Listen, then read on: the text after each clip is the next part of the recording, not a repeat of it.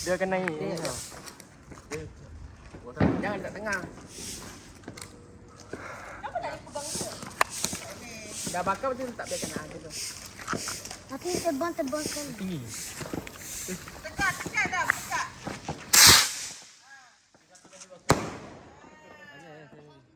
Ya dah, aku bunyi dah.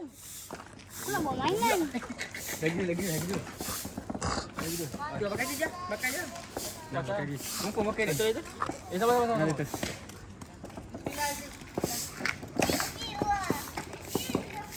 Oh, baik.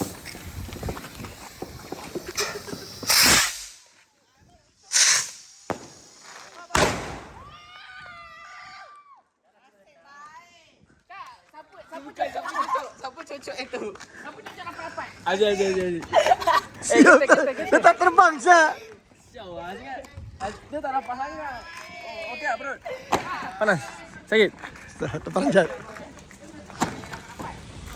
Lagi tu. Lagi tu. Awal. Dia tak boleh kuat. Tak sempat nak panggil lah. Siapa kena? Tok Su kena. Sakit tak? Tak. Pusing bang.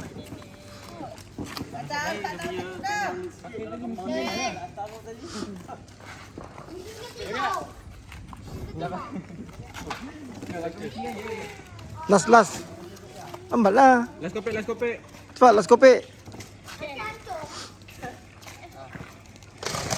Ada juga.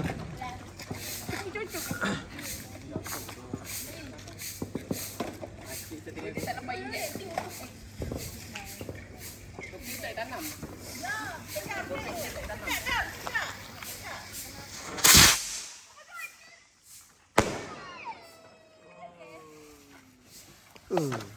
Sudah. Okay, that's the end That's the end. Terima kasih banyak. Bye-bye. Okay. Selamat raya. Akhirnya. Aku.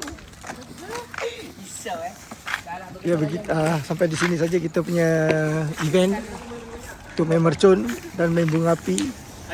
Sampah banyak. Jangan lupa diri.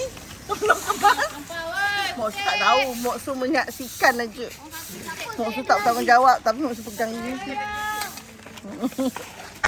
Oh, balik kampung. Ada lagi ke? Ha? Ada lagi ni. Wah. Selera. Mak Su tak ada bau. Ni mana lighternya?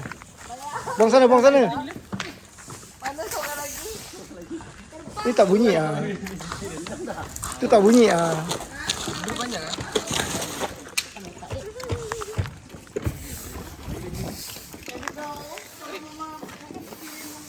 So macam mana? Oh, letih. Tu nyapu tu sekecil tu nyapu nampak. Gedebak Pak Atas Sengah ni.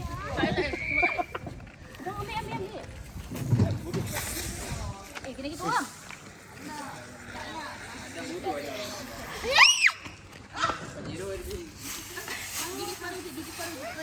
Balik juga tak boleh kampung. Ha? Dari sini kot. Oh, terbang sah.